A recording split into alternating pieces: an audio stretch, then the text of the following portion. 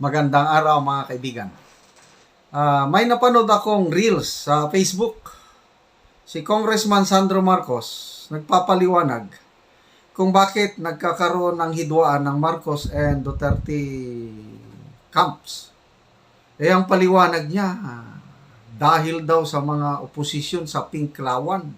Nako, I'm sorry, Mr. Honorable Congressman. Para sa akin, may opinion, kasinungalingan yan. Okay, pakinggan muna natin itong pahayag ni Congressman Marcos. Former President Rodrigo Duterte. At matagal na sila magkaibigan, medyo malayong pinagdaanan nilang dalawa. I think ang nangyayari ngayon ay nakikita natin na may konting pattern, no? Na nakita ata ng oposisyon na parating na ang midterm elections at ang only chance, kumbaga, na makabalik sila ay kung ipag-aaway ang mga dalawang kampo.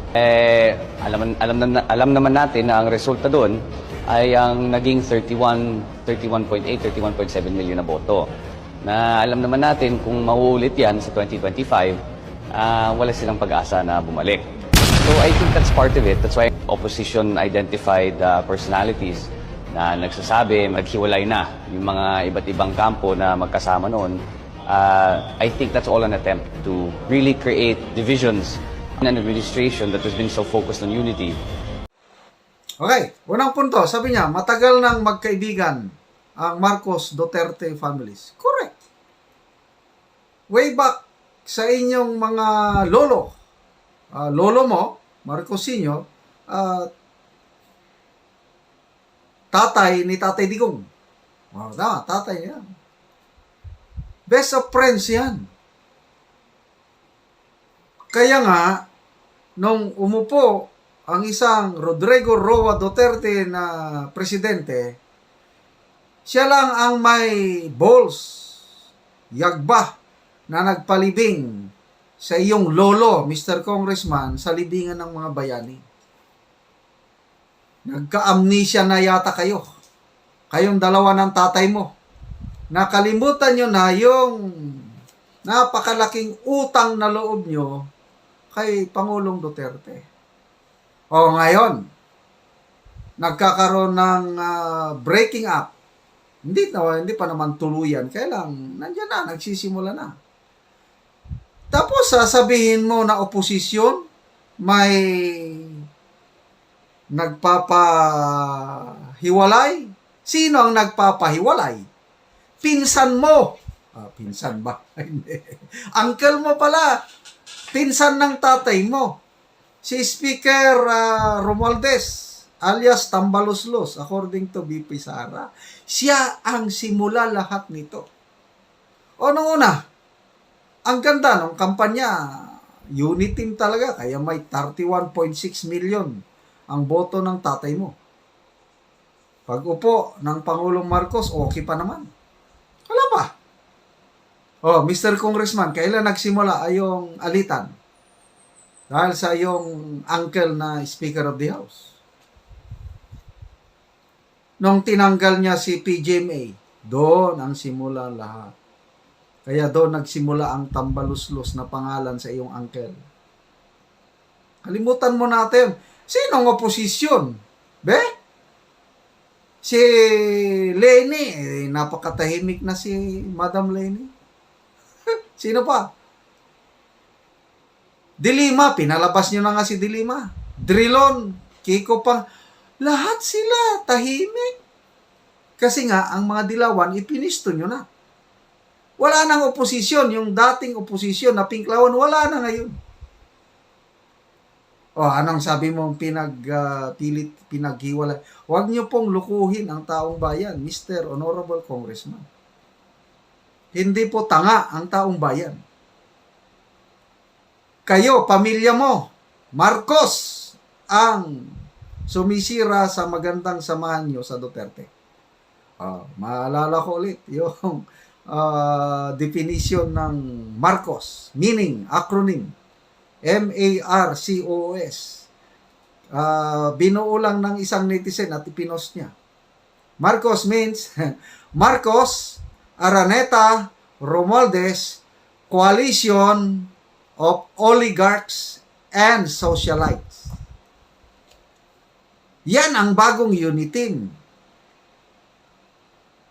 Kayong mga Marcos, Araneta, Romualdez, plus ang mga kamag-anak, kakampi ninyo, kayo yung mga oligarchs at mga socialites. Palaging nanonood ng F1, car-race, ano pa, palaging mag-concert, palaging mag-dinner, mag-party-party sa Malacanang, kahit may sakuna. Ano pa?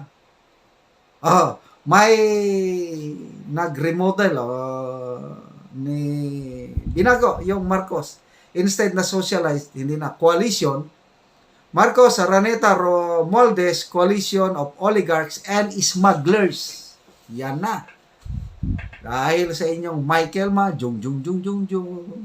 Unit team tayo, suportahan natin ang BBM Sara.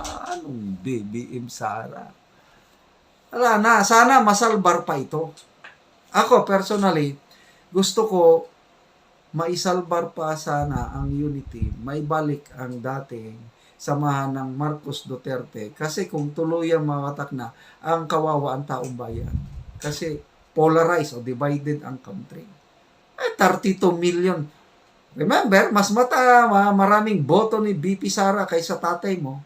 Kaming mga bumoto kay... And remember, Mr. Congressman, ako, bumoto lang ako sa tatay mo dahil sa mga Duterte. Kahit Ilocano ako, Tagalaw yun ako. I consider myself, my family, as Marcos loyalist. Laking utang na loob ko sa Marcos Sr. Graduate ako sa Don Mariano Marcos Memorial State University sa Bacnotan, La Union. Libre ang aking tuition. Nakapag-aral ako dahil kay Marcos Sr. At tatanawin ko na utang na loob yun habang buhay.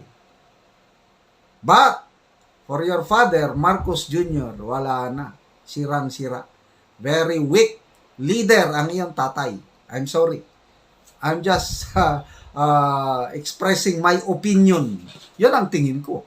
Weak leader eh. Bakit hindi ako naniwala kay Tatay Digong nung last year na kampanyahan pa, sabi niya na weak leader yan, bangag yan, adik yan. Ba't hindi ako naniwala? Ay, ang punot dulo, si ambisyon ni Tambaluslos. Gusto niyang magpresidente ngayong 2028. At ikaw, Mr. Honorable Congressman, gusto mo rin daw maging presidente. Gusto ng nanay mo, according to Miss Maharlika, plano ninyo, na hanggang 2034 kayo pa rin, yung Marcos Romualdez Araneta pa rin ang mamuno. But never, Marcos, never again, Marcos. I will commit myself. Magyaw-yaw ako, magdada, kung ano-ano dyan. Para hindi makabalik ang isang Marcos sa Malacanang. Hanggang 2028 na lang kayo dyan. Kung makatapos ang iyong tatay sa kanyang termino. Hopefully, makatapos. I'm still praying na magbago ang landas ng kanyang administrasyon. Okay, so ito, may napanood ako na balita sa UNTV yung simula ng labanan ng Duterte Tambaluslos. Ito na, i-review natin ang nakaraan. Hindi ko nabanggitin ang middle initial niya.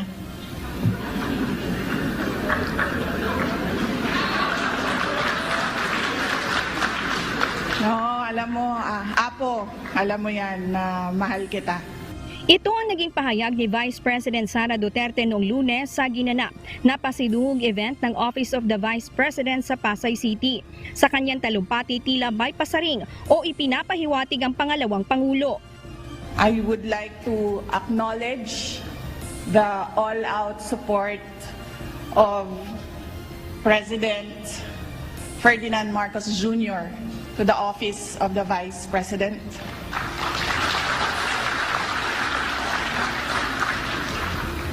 Hindi ko nabanggitin ang middle initial niya.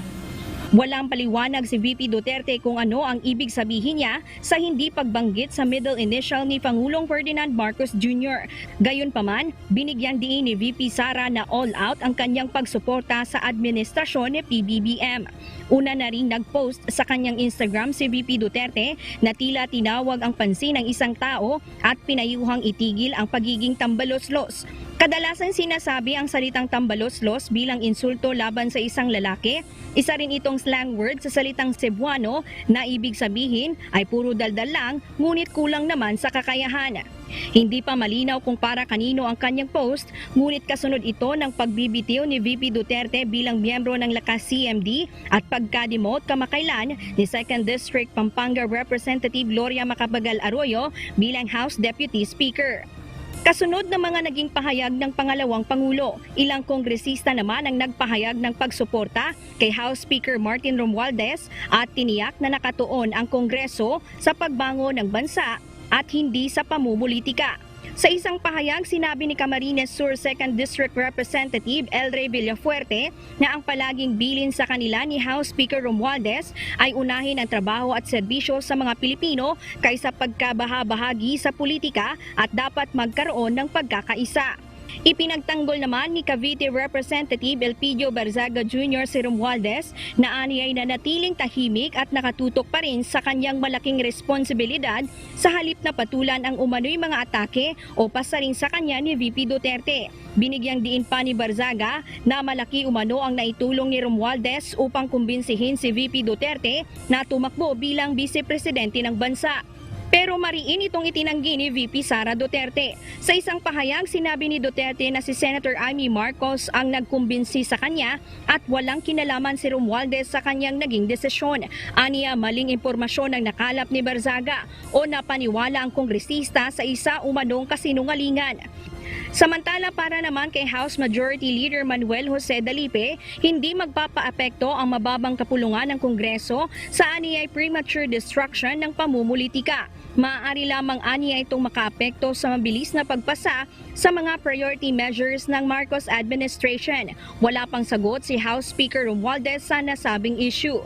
Samantala, para naman sa isang political analyst, maaga pa para magkaroon ng kalkulasyon sa kung ano ang laman ng mga kasalukuyang nangyayari ngayon sa pagitan ni VP Duterte at Speaker Romualdez. Pero kailangan na aniyang mamagitan si PBBM kung wala naman itong kinalaman sa issue. Well, depende sa kanya, no? Kasi kung sabi ng iba mukhang sa kanya nanggagaling mismo yung inisyatiba na yan, na paghihiwalayan, may problema. Pero kung referee ang papel niya, ay dapat kumalaw na siya. Pinakamalaga, bantayan yung mabuti kung ano yung actual na mangyayari, hindi yung sinasabi. Yung actual na mangyayari. Kasi doon lang makikita yung mga tendency. Sa ngayon, wala pang anumang pahayag ang Pangulo sa nasabing issue. Janice Enhente, UNTV, News and Rescue. Diyos ang aming sandigan, serbisyo publiko ang aming pinahahalagahan.